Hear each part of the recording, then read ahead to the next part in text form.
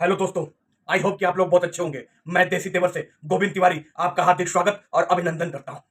इस समय दिवाली का बहुत उत्सव चल रहा है। सारे देश में दिवाली का उत्सव बहुत धूमधाम से मनाया जा रहा है। पर मैं अपने देसी तेवर के चैनल से आप सभी दर्शकों को, सभी देशवासियों को इस दिवाली और भैया दूज के फेस्टिवल पर आप सभी को बधाई और ढेर सारी शुभकामनाएं देता हूं। इसी के साथ मैं कहना चाहता हूं कि जो भाईचारा जो दिवाली पर दिखाई जाती है, ये सिर्फ दिवाली पे ही क्यों दिखाई जाती है? उसके बाद भाईचारा कहाँ चला जाता है?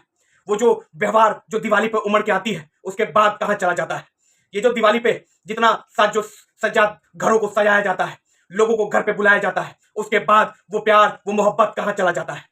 और ये दिवाली के बाद वो जो गंदी राजनीति होना स्टार्ट हो जाता है, एक दूसरे को काटने की राजनीति होती है, जमीन विवाद की राजनीति होती है और मारपीट की राजनीति होती है, उनको फंसाने की राजनीति होती है। ये राजनीति ये बरसों तक चली आती है। जब फेस्टिवल आता है, कोई बड़ा बड़ा फेस्टिवल आता है, तो राजनीति व्यवहार में बदल जाता है। अब वो एक दिन का व्यवहार, फिर फेस्टिवल खत्म, व्यवहार खत्म, फिर वो गंदी राजनीति स्टार्ट हो जाती है।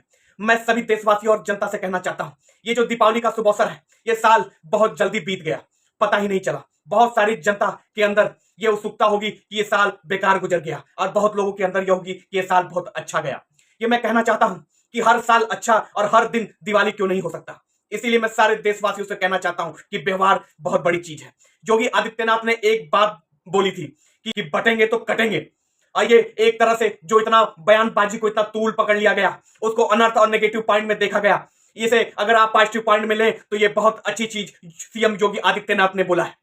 क्यों? और मैं किसी एक जाति के लिए नहीं बोल रहा हूं, मैं सर्व जाति को एक साथ लेके चलने वाला ये चैनल, ये मैं बोल रहा हूं। मैं ये चाहता हूं कि सारी जो जनता है, ये जातिकरण से ऊपर उठे और जातिकरण को पीछे छोड़ के एक साथ इस देश के वासी बने, ना कि कोई जाति का एक समूह बन के रह जाए।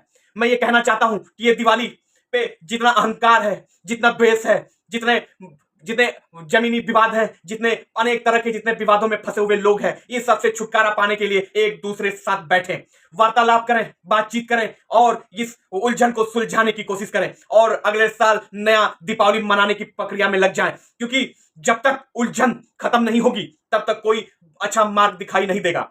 और इस दिवाली में देश जहां खुशियां मना रहा है, वहीं कहीं जगह जगह मातम का भी असर दिखाई दे रहा है।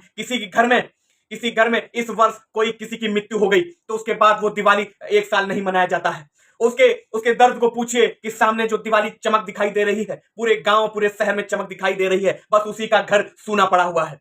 उसका उसके साथ जो स्नेह स्नेह के साथ वहां पे जाना चाहिए और बातचीत करना चाहिए, उनके दुख को बांटना चाहिए। ऐसा जनता को आज दिवाली के दिन करना चाहिए।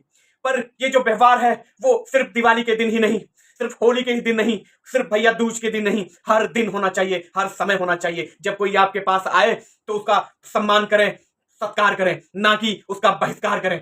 लोग उत्सव की तैयारी कर रहे हैं, जहां पे लोग परिवार को इकट्ठा करने की कोशिश कर रहे हैं, जहां पे लोग खुशियों को बांटने की कोशिश कर रहे हैं, वहां पे जितने ये यूपी के अपराधीकरण है, ये मानने को तैयार नहीं हो रहे हैं। दिवाली के दिन भी एक बहुत बड़ा अपराध हो गया। 7 साल का बच्चा उठा लिया गया, घर वालों से फिरौती मांगी गई और फिरौती ना मिलने पर उनको धमकी दिया गया कि अगर फिरौती ना मिली तो उनको मार दिया जाएगा। उस परिवार की इतनी कैपेसिटी नहीं कि वो 10 लाख रुपए दे सके, क्योंकि 10 लाख रुपए एक छोटे से परिवार की कैपेसिटी से बहुत ऊपर की चीज होती है। बाप किसानी करता है और बच्चा अपहरण हो गया, वो कहां से 10 लाख रुपए लाएगा? और फिरौती में ये जो 10 लाख रुपए मांगे गए हैं, और जिसके घर का एक बच्चा नदारत है, अपहरणकर्ता ने उसको उठा लिया हो, उसके घर के अंदर की स्थिति, उसके अंदर का जो चल रहा जंग, वो कैसा होगा ये कोई समझ नहीं सकता। हालांकि उसने पुलिस प्रशासन को अवगत करा दिया है और पुलिस प्रशासन इस समय टाइट हो गया है। पुलिस प्रशासन इस समय ढूंढ रहा है, तो उनका नंबर, जिस नंबर से फोन आया था फिरौती का, उस नंबर को सब रिलायंस में डाल दिया गया है।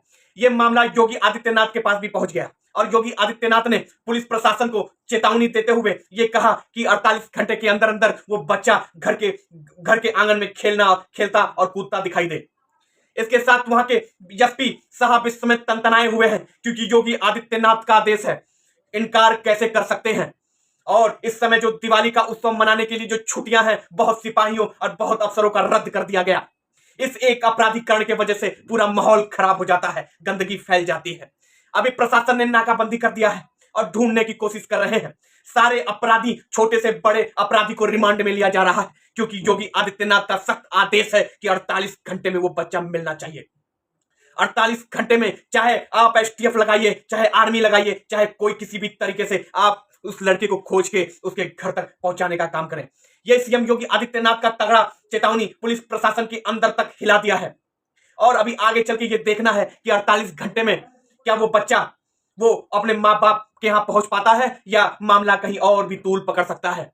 और इसमें अभी तो एसटीएफ का दखल अंदाजी नहीं हुआ है, अभी अब पुलिस प्रशासन ही अपने तरीके से इस केस को हैंडल कर रहा है। अभी हो सकता है तो योगी आदित्यनाथ ये केस एसटीएफ को हैंड ओवर कर सकते हैं, क्योंकि जो अपराधी है अभी अगर उसको पता चल गया है कि अगर योगी आदित्यनाथ ने ये चेतावनी दे दिया है तो हो सकता है कि उसके अंदर जो डर पैदा हो, उस डर के कारण ही उस बच्चे को उसके घर वापस कर दे।